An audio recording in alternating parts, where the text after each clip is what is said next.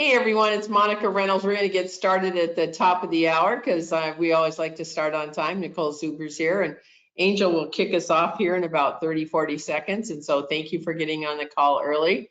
I appreciate that. We're going to have a great fast call. If you have any questions, go ahead and put it in the question box. We'll try to answer as many as we can. And we're respectful of everyone's time. So if you have something come up, put it in the question box right away. Don't wait till the last minute. So we're here to help. So we're almost at the top of the hour. We're getting there. Getting there. Getting there. Time when you want a minute to go fast, it doesn't go fast. 20 more seconds. Exactly.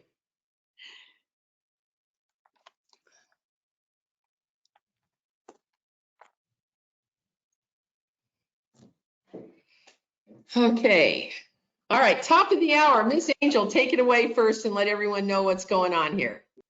Yes, thank you. And hello, everyone. Welcome to today's webinar, How and When to Build the Perfect Operations Team with VP of MAPS, Monica Reynolds, and MAPS coach, Nicole Zuber. Please note this webinar is being recorded and you will automatically receive the webinar recording. If you have questions for your coaches, please type them into the questions box located in your webinar taskbar. Following the webinar, if you have any questions about today's call or coaching programs, please email us at fasttrack@kw.com. That's all from me. Take it away. Thank you so much, Angel, with the MAPS team. Appreciate that. So I'm Monica Reynolds. I'm VP of MAPS, and I'm also the person that dug the well on assistance. I wrote books that are still on Amazon. Don't buy them. Let the REMAX and EXP agents buy them. They're all out of date. But they're on the, so I wrote them in the 90s before anybody was thinking about assistance in big teams, and I was writing those books. So I dug the well. And I'm so proud to have Nicole Zuber on the call with me also. She is one of our executive head coaches. Say hello, Nicole, to everyone. Hello, everyone. And Monica, I do have to say my brother sent me a text message and he found your book at a thrift shop. That's pretty funny. Let those other agents buy that. All right. So with that said, Ms. Stephanie, who's on the call here to help, would you move to the next slide, please? So the first thought about, how and when to build the perfect let me start with that. How and when to build the perfect operations team. These are Gary Keller's affirmations, and he has these affirmations big and bold right behind his chair where he sits, and he's got a gaming chair now because he's got all kinds of back issues of sitting in a chair like all of us for the last year plus. So here's his affirmations. Choose your goal, choose your business. Choose your model, choose your profit. If you don't reimagine your business, someone else will. Well, you're on the right call today. We're going to reimagine your business. Right or wrong, we're going to decide, and hopefully it'll give you some food for thought about where you want your business to go to. So let's go to where to start. So the first thing is that, the steps to build a team is that you've got to understand your why. Now, when I look at understanding your why, there's a couple of things that come to mind. And the first thing that comes to mind when I think about that is it's okay if you're one agent, two assistants, and a buyer agent or a buyer showing agent. I've seen those teams do 100+ transactions. It's okay to be one agent with 3 assistants and an ISA, and you're doing the bulk of the business, and maybe you have a showing partner. It's okay. So any combination is what Gary's saying. It's up to you. But you have to understand what the reason is to build a massive team versus what I call sometimes a reasonable amount of team. When you get into the massive, which is great, 58, 72, 100, there are some great teams that have expanded that way, even into the hundreds and hundreds. And they're awesome. And yet the same processes are the same, whether you're going to do 10 transactions or 1,010. You've got to understand your systems to build a team. And so if you don't have systems, obviously the perfect real estate assistant, the other group course that I teach, that's a great place to start, but you have to have systems. We'll dive into that a little bit more in this call. And follow the models. Why would you try to do anything but follow the model? These are proven systems that Gary has in the MREA book. Nothing's really been tweaked from that. They still work. We go in depth on the group call that we have, the 30-30-40, cost of business, cost of sale. and 40% profit. And we adhere to that model. And get clear on your lead generation models. You need 5 strong models from A to Z. And don't be looking for, 15, 16 different lead generation models, systems. Follow the models, but you need 5 lead generation systems. And then build a culture, the Y4C2Ts. So win-win or no deal. So building that culture when you're building a massive team or a small team, you have to have culture. So we dive into that also. So Nicole, let's talk about value proposition. Take it away. Yeah, so when you know your why and you have the systems to support it and the culture support it, chances are you're going to know what your value proposition is. Simply, like, why would somebody join your team if they're an agent, or why would a client hire you to represent them? That's important as far as value prop. When it comes to being coaching based and learning based and coaching, like having that mindset, guys, nobody succeeds alone. You never arrive. That's the fabulous part of leadership and growth. It's a destination, or it's not a destination. You never really arrive there. And so you and your business can always improve. And it starts in the internal game. This is about you and your growth as well. The next is being numbers based. Gosh, I can't tell you, Monica, how many businesses have completely transformed when we put quantifiable metrics to job descriptions, to tracking, to having them understand these simple formulas. I wasn't born to be a numbers person. I just followed the model. And so with that being said, the next is the reserve account. Simply put, like, having reserves is essential to prepare and weather any shift. Bottom line, I truly believe that when you have the reserves there, you have to be in survive to go to thrive, it's not going to throw you into desperation. So you can still survive when you have the reserve accounts to grow into that thrive. Now, clear vision and clear goals, it's no different than Gary's affirmation. When you put all of these bullets in place, you're going to be really clear on that. It's really that simple. That's what I got, Monica. Did I miss anything? No, and just to kind of circle back on everything, when you look at the steps to build a team, all these are just some basic. Did we cover them all? Probably not. You're going, well, what about this? So the reserve account, 3 to 6 months, you make business decisions. Real estate is a math equation. You're going to learn how many contacts to an appointment, how many appointments to a transaction, how many transactions to a close. It's just that simple. And so there's one step in here that we didn't really cover at a high level, but it's the steps, and you've got to have a database. You've got to have a CRM, whether it's Command or whatever it is. That's a critical piece. So we're going to cover some more of that going forward right now. And yet I want you to look at that screen and rate yourself on a 1 to 10. Can you bring on another person, and do you know the answers to all of these? Do you have a system? Do you follow the models? Or do you have 5 lead generation systems? And if not, we're going to help with that. So the next slide, Miss Stephanie, please. So on this one, a lot of people say to me, well, where do I start? Well, first of all, you have to have an EA, executive assistant. And I know of a young man who graduated from college with a master's in business. He lived in his family's basement, and all the money he had, he hired an assistant his first day. So sometimes people hire the first day because they know that they're not going to get involved in the paperwork, et cetera. And yet there's a lot of us who did it because we just did it to know it. Plus we didn't know any better at the time, and we didn't have the budget for an assistant yet. So when you have your first EA, when you hire the second one, it has been my philosophy, my theory, and I have proven it over and over again, that you divide the job up: listing manager, transaction manager. I highly respect those who do transaction to close, and yet I'm going to say there's a different personality on a listing manager. There's a different personality on a TC manager. TC manager can handle a lot more stress normally than the listing manager. So we go specifically into a specific job description, the 30, 60, 90. We show you a 411, what that looks like. We have role-playing scripts that the assistant on a listing manager can use to set expectations. And oh boy, can you set expectations now, because these sellers, even though their house sells in a minute or less, or, 10 hours or less, you've got to be setting some expectations about the communication. The listing manager business plan. We have a business plan for the listing manager, and we go through that.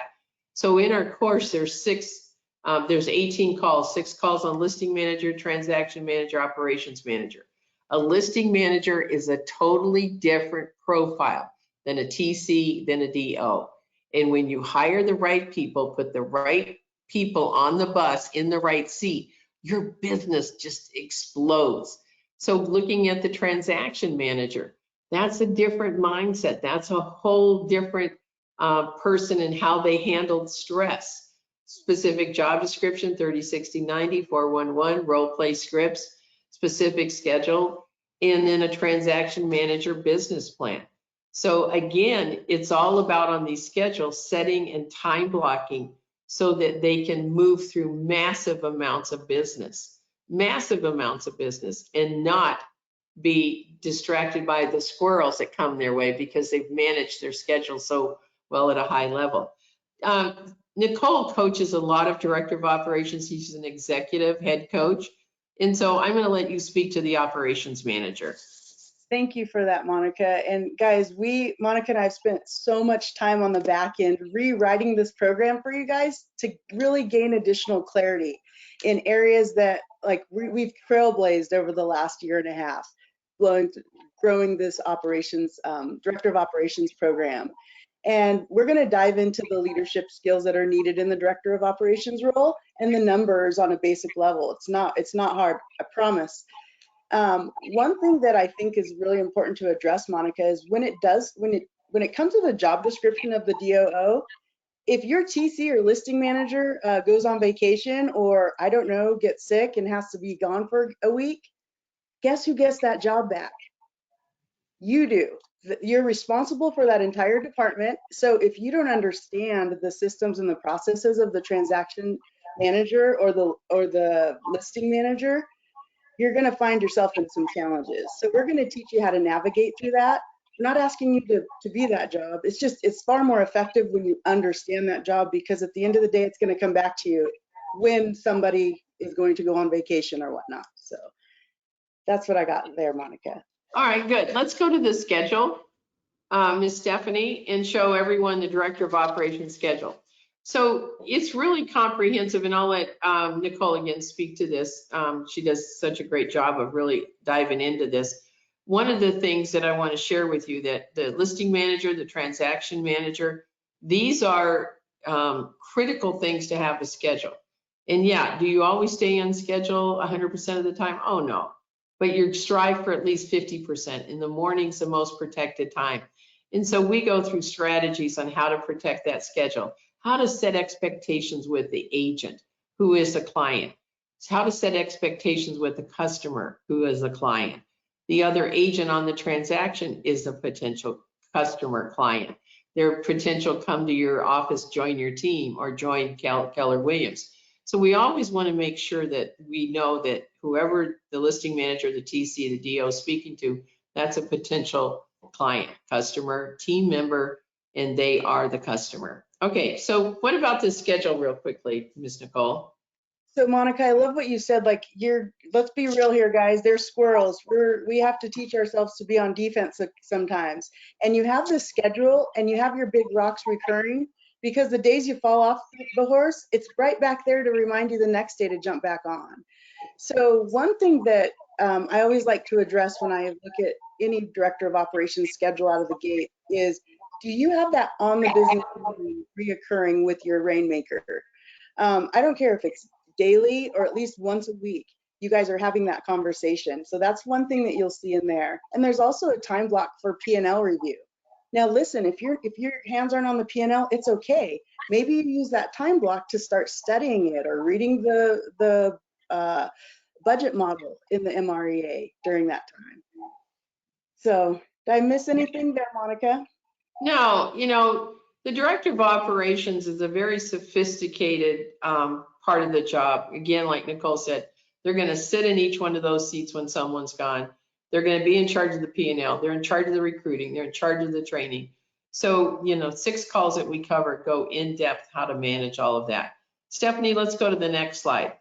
So here's something that I want to share with you. If you were to ask Gary Keller, what are the benchmarks in building your team? He would probably say to you, which he likes to be very open about this, and say, whenever you feel like you need someone. And of course, it goes back to the budget. So I'm going to give you some benchmarks based on experience and based on where your business is to go to another level. So if you're doing a strong 30 to 40 transactions, you should have at least one full-time assistant. And then if you are going to 45 plus, you're going to hire that second person and you're going to break that job out. So the executive assistant is the listing manager and the TC. Once you get class 45 and you've got 5 strong sources of business and businesses coming at you strong, that's when you go at that particular point to hire your second assistant. It could be part-time to start with, but it could be full-time also.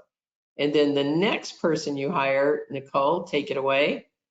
Is that coveted role, our director of operations. And whether the goal would be to, whether you're hiring from within, if you did bring somebody from out, and I'm going to guess there's people on this call that they haven't necessarily sat in the TC role and you're growing and learning that. But at the end of the day, it's all based on the transactions which follow back to the leads as far as a benchmark. So 150 plus units is a really good safe number, no matter what your price point is, because at that point there's enough business and enough time that's needed to work on servicing the client, growing the business, and you actually have an operation to direct now. Right. And so when you're past the 45, 50 transactions, you've got some sources of business, at least 5 coming in. That's when you hire that buyer agent or showing specialist, because you have business. You have at least 4 listings coming in a month. You have that business coming in. And then once you get over that 100 mark, a lot of people are hiring director of operations over the 100 mark, which is fine. It's just based on, what your big vision is, your big picture is. And of course, when you're looking at that, when you're doing 100 transactions, can 2 agents do 100 transactions? Yes. Can you have 2 assistants? Yes, that's a perfect formula. Once you go over that, things start to get a little bit shaky. So that's when you need that third person, that director of operations, who can sit in both seats. So if you have any questions, start putting them in the question chat box there. Okay, so Nicole? I was going to say, so going back, I did skip through the buyer agent role. Like, one of the good benchmarks I said is the leads. So when you are in, no matter what role you're in the operation, you can see and track the leads that have come in, because when you get a contract, that came from the lead, right? So we're going to help you guys get a better understanding of how to really hit those benchmarks. Okay, Steph, let's move the slide. So let's talk about building a duplicatable and scalable business with systems. So there's no secrets to real estate. There's just a secret formula that you get to learn when you learn your numbers. And then when you build systems, you build them to be duplicatable and scalable. You're going to manualize them. You're going to digitize them however you like. I'm kind of like, I like printed, plant a tree, kill one, put it in a notebook for me so I can look at it and touch it. And then of course, everything I have too is digitized. So you want to make sure that you're doing at least both if you're a paper person like I am. And some of us learn that way. So when you look at why are systems important, because you're going to increase the business. Excellent customer experience is just like our scripts for each one of those jobs on how to get the most out of that relationship and that customer experience, where that customer feels like, oh my gosh, I'd never use anyone but this team. It's a roadmap to duplicate the success, sets expectations, define the goals, manages stress when you have systems, because things are not going to fall through the cracks. And it's scalability and of course, increasing profitability. So when you are efficient in those different roles, then you can absolutely scale that up. And then when you become efficient in those roles, there's other things that you haven't been getting to that you can do. Maybe it's Facebook ads. Maybe it's adding more people to the database. All of those are what I call dollar producing activities. So the systems just, now didn't get them all on here, but just the basics: listings, closing, database, referrals, reviews, customer experience, So as I read those on a 1 to 10, how would you rate your systems? If Nicole and I were coming to examine your systems next Monday, would there be anything that you're scrambling on, that you're trying to figure out what to do? So again, how do you rate yourself on a 1 to 10? Listings, closings, database, referrals, customer experience. And so recruiting, how do you rate yourself on that? Every admin on this call, every agent on this call, at some point when career visioning, you know, you can take it online now, and there's some, I think they're $99 for the course. Get involved in career visioning, tracking numbers, profit and loss, lead generation. These are the systems that each one of the assistants will be somewhat involved in, and we divide those jobs up. How do you rate yourself on a 1 to 10 on those systems? All right, Steph, let's go to the next slide. And take it away, Miss Nicole. Yummy. This is my favorite. So, Yeah, because you wrote this. well, our coaches team did. Nobody succeeds alone. Remember, I couldn't do what I do without you, Monica, and I couldn't do what we do without our coaches. So, man, there was like a myth of the director of operations. It was like somebody pulled it out of the sky and said, "Here it is." And we've been working through substance and finding out what are those 5 key functions of your job. Guys, feel free to take a screenshot of this picture, whatever, and get some clarity around what those 5 functions to have the wheels turning for an efficient business looks like, an efficient, profitable business. First starts with the database. You're going to hear us say this over and over again. Like, the leads, they live in the database. The leads cause everything else to happen. It's the first L for a reason. So the database, you know, funds your 36 touch. It's where the METs, or contacts as we call them in command, live. It's where your reviews and referrals come from. It's the communication through marketing, all from the database, right? Once that grows, you're now focusing on the system and scale. Nobody's asking you to do this all in your head. I mean, I know I couldn't do that. So we're having an understanding on where to scale. The client experience and diving into that is so extraordinary. I want you to think about this. Do your clients have a scalable, extraordinary experience transaction over transaction? If you can't answer yes, well, there's an opportunity to grow right now. Then if you notice the red, leadership, huge part. You're a leader in this role. You're part of the culture, the accountability. You're going to learn how to be accountable through reading the numbers and carrying out the vision of your team. With that, we roll into the financials, P&L, balance sheet, future forecasting, ROI, and budgeting. Again, if you're not there yet, it's okay. Like, I know I wasn't there day one. I had to fail profusely to really get my head wrapped around it sometimes. So, and then our favorite in ops is HR. This is how we keep everybody in line and compliant, right? So how are we hiring, onboarding, training, so that when an agent onboards, you're not having to, in your head, oh my gosh, what do I have to do? Having a system around that is part of the HR department. And then documenting and procedures.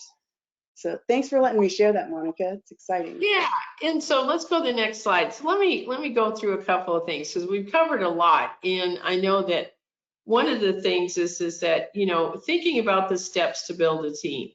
So the perfect operations team, you need to understand your why and where you're going. And then you need to understand the systems that you have and evaluate those systems to what needs to be improved.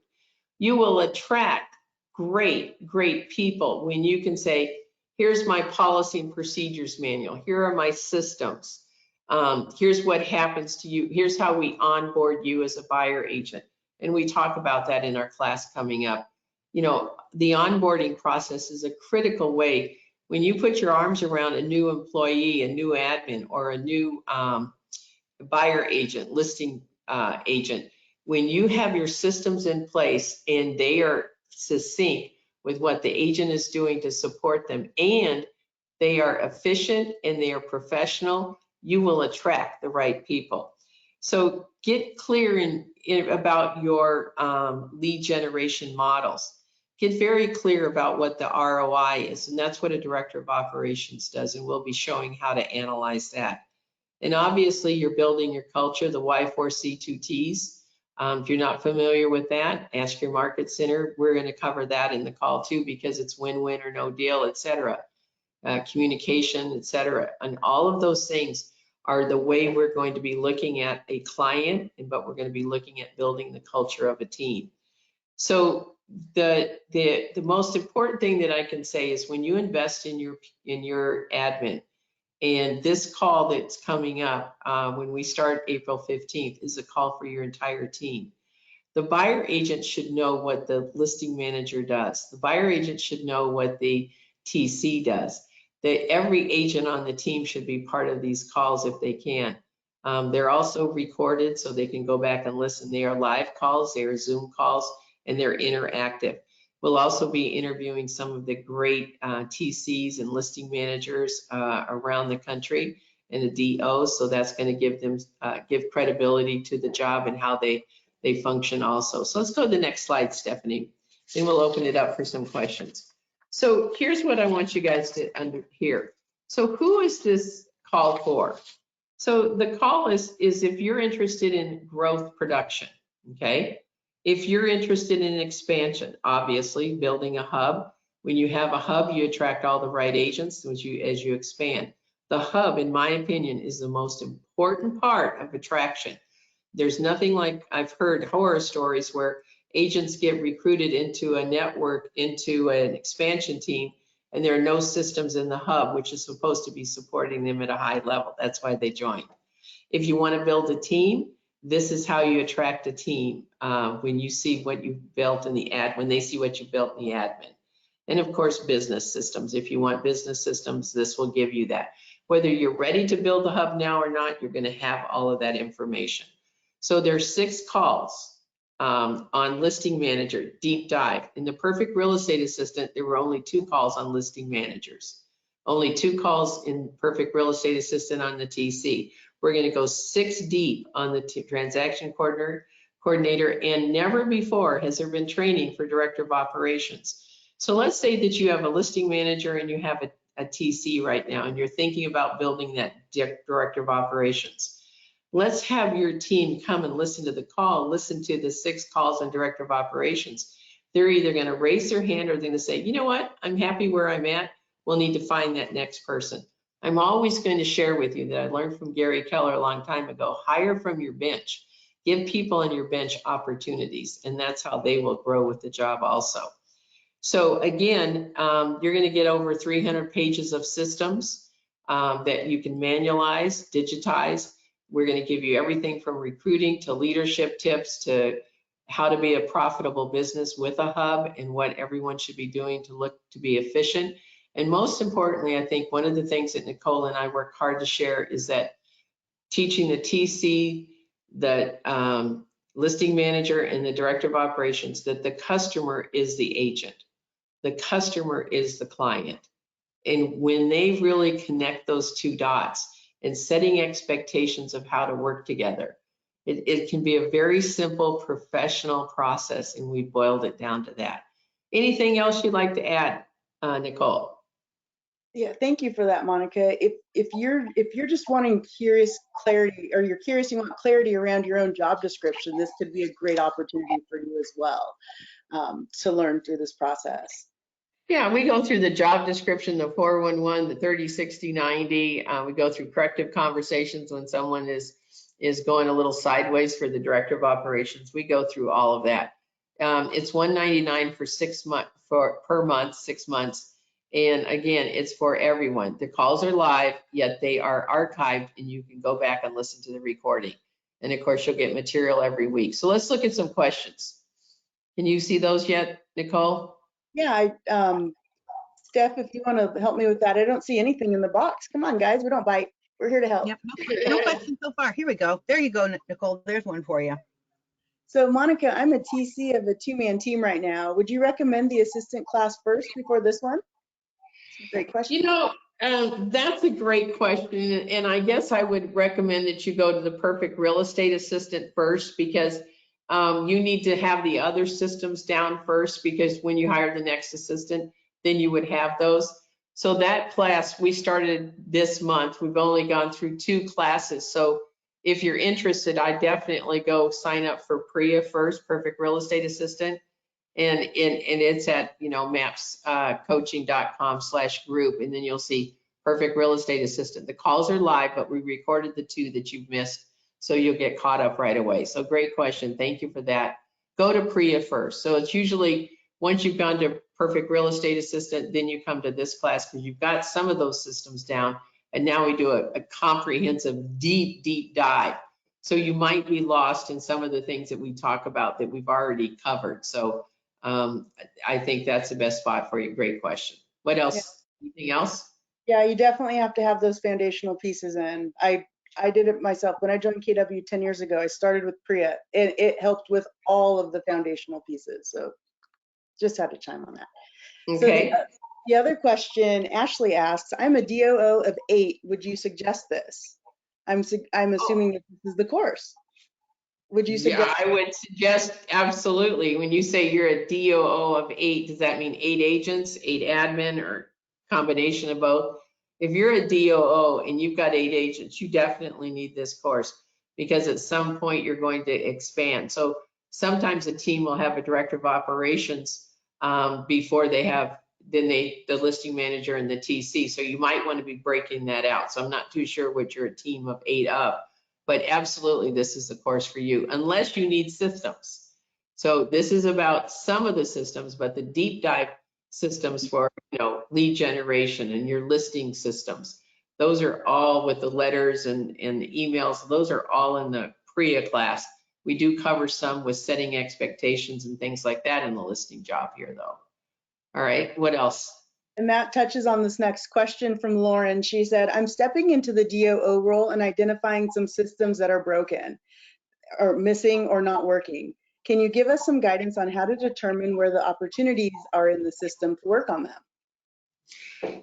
Yeah, if I was coaching you today, I'd say write down the systems that you feel are on a scale of 1 to 10 that are a 7 or an 8. And then write down the systems that are failing.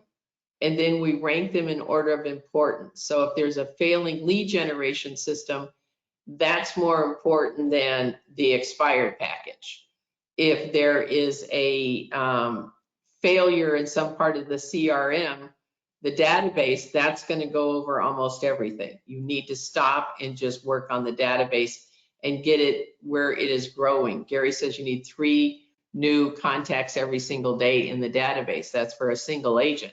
If there's more on your team, you need more than that per day. And so really looking at that to make sure your database, that the names and everyone that's in there are complete, name, address, phone number, and emails, making sure they're complete. So I would look at what's working and rate them, because you're going to have to circle back. And then I'd rate what's not working and then put them in order of importance. Only do one thing at a time, one thing at a time, one thing at a time. There's a great book called One Thing. Just one thing at a time. Otherwise, you get lost and you don't do it at the highest level that you could. Okay. What's the next question, Miss Nicole? That's it. And okay. I commend you because you're supposed to find systems that are like, you're supposed to find the gaps in the system. You're always improve. It's okay. Yeah, even the systems that are a 7, you want that to be, what I call CANI, constant and never ending improvement. So with that said, everyone, I hope that you got something out of the call for you to see the structure for success. And it's okay if you don't want 50 people on your team. It's okay if you want just 3 or 4. But here's the systems. They're laid out. They're proven systems. So if you want more, we hope you join the class. There's $100 if you put oops. If you put OPS 100, you can save $100 on the first call. So we look forward to you guys joining. We're going to have some fun, some great interviews. So join us. We'll see you then. Thanks, Nicole. Thanks, Stephanie. Thanks, everyone. Okay, bye-bye. Thank you.